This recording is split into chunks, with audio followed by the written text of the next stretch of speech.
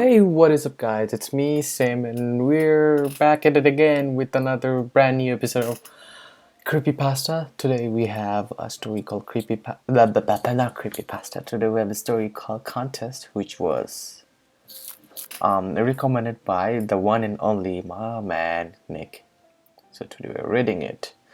So I'm not gonna waste my time on for intro. So I'm just going to right into the creepypasta. So let's start it.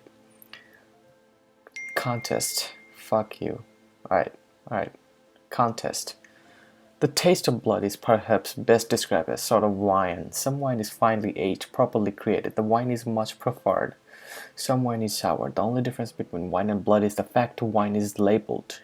You know exactly what sort of wine you are buying. There is a name, brand, and a price tag to ensure you that you get taste for your dollar.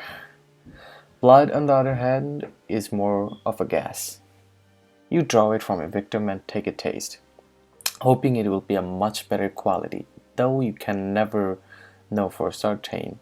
With this in mind, it's always a good idea for whomever draws the blood to taste slight dab on the edge of your knife after the deed is done, and if the blood matches your preferred taste, proceed to drain your victim the marvelous liquid. My name is Martin Eccleston and I'm a serial killer.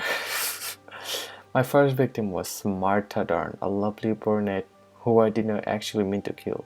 You see, Martha and I were young, about 9, when I accidentally pushed her onto a large rusted pipe, sending it through her stomach and pulling her intestines from her body. I, being the dull and kind-hearted boy I once was, ran to her to see if she was all right, and due to my nervous habit of chewing fingernails, ended up tasting her blood. It was quite an amazing experience, and even though I was sad I had lost my friend Martha, it stirred my love for the act and my love for the blood. After her death, I was psychiatric for quite some time, fooling her into believing I was a complete innocent, still a virgin to the thrill. After that, I was free to delve into my desires. Currently, I'm finishing up Victim 27. This kill is a masterpiece, having removed his organs with a clean cut, a skill had picked up over the years. I had inserted several homemade javelins into various points on his body, holding his husk suspended in its place over his bed.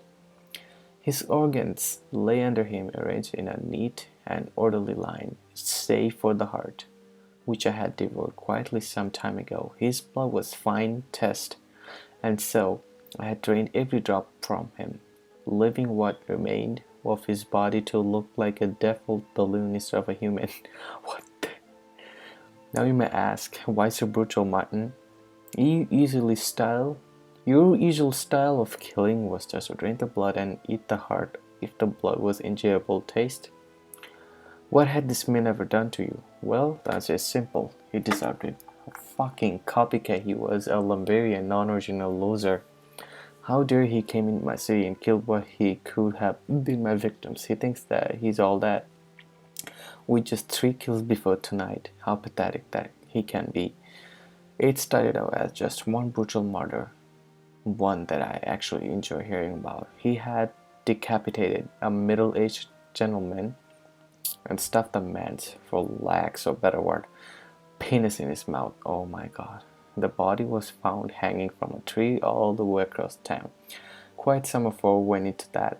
But then a second body was found, this time a girl who had been skinned and found tied up pole on Cedar Road. That's why I realized this man I had swept in to try to take over my territory. Okay, this is bad. This is bad. So the brutality of my murders began to increase. I suffocated a man with his own intestines. I had chopped a man into hundreds of tiny bits of using very own butcher's knife. But both men's blood tasted sour. I couldn't enjoy them at all.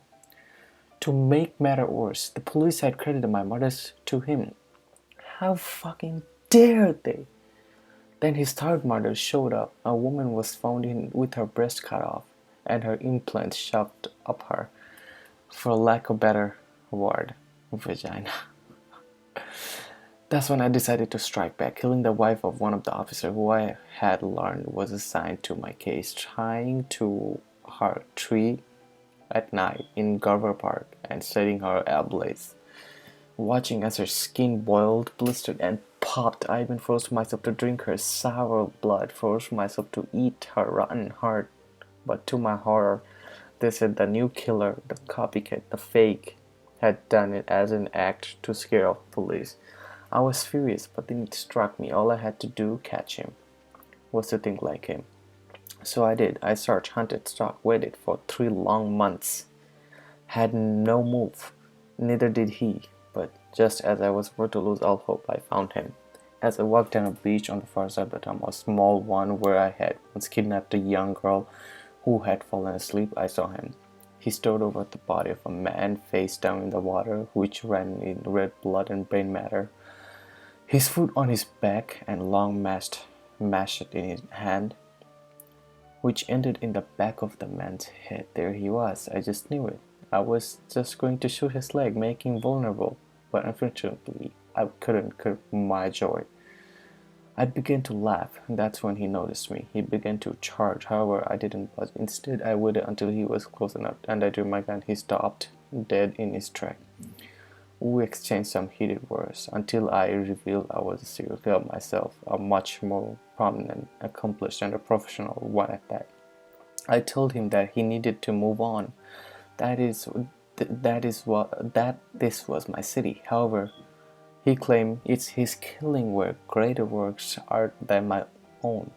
The audacity of his second-degree hack was stunning. How fucking dare he compare himself to my glory? I am unmatched. I am a god among men. All shall fear my existence. They shall feed me, please me. I'll not be a maid of a fool. Apologies. I didn't mean to snap like that. Now where was I? Oh yes, the hack. Then proceeded to challenge me, telling me that one night I could not bring more hearts to the very same beach as he could. I of course agreed, and even allowed him to count the men he had already killed, knowing very well such pathetic fool could not top a master such as myself, regardless of any sort of head start. So we were off. The first man I killed was a homeless man, not far from the beach, where I had rather unpleasant rendezvous. I killed him quickly, stabbing him several times until he stopped kicking under me, then quickly ripping his chest apart, tearing his heart from the cavity, placing it in the backpack which I had been carrying. As agreed, in our contest we would mark the victim with a symbol to specify that it was, in fact, our kill, was not to repeat the same tragedy that I was forced to endure when my mark was credited to the underling. One was obviously not enough, so off I went. I decided I would knock back a few of the park. A small diner about 5 blocks away from my location was just closing. I knew 5 men and women worked there, and they would be the only ones in the diner at the time. I sprinted there, bursting in front. A few came up to tell me that diner was closed. The fools. I nodded, proceeded to shoot 2 gentlemen who had greeted me right between the eyes with my silent pistol. I walked around the counter just as the woman opened the door to see what the clatter was, had picked up a dish and smashed it against her face, causing it to break, and her spurt blood and scream. They alerted the other man and the woman who were back. They rushed to see what was the matter. I quickly dispatched the woman, and man attempted to subdue me. As the insignificant spokesman could ever stop a grander being himself, I ended up smacking his head against the counter repeatedly until the brain matter began to cover in front of my black hoodie. I then turned to the girl, said, and as she begged for her life, proceeded with my operation. Oh my god. So far, I had killed 6. I wonder how many opponents had managed to take down. I had no time to think over it and over again. As I began to hear police sirens not too far away, part of the spree had not gone unnoticed. He couldn't just go, not yet. I had to say how many he killed. So I ran to the beach, finding that fool had the same idea as I.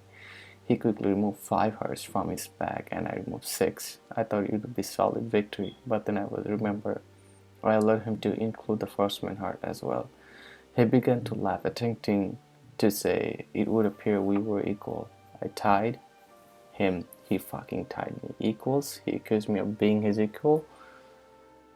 To think that this would be the end of our contest, I would not have it. I would not allow it.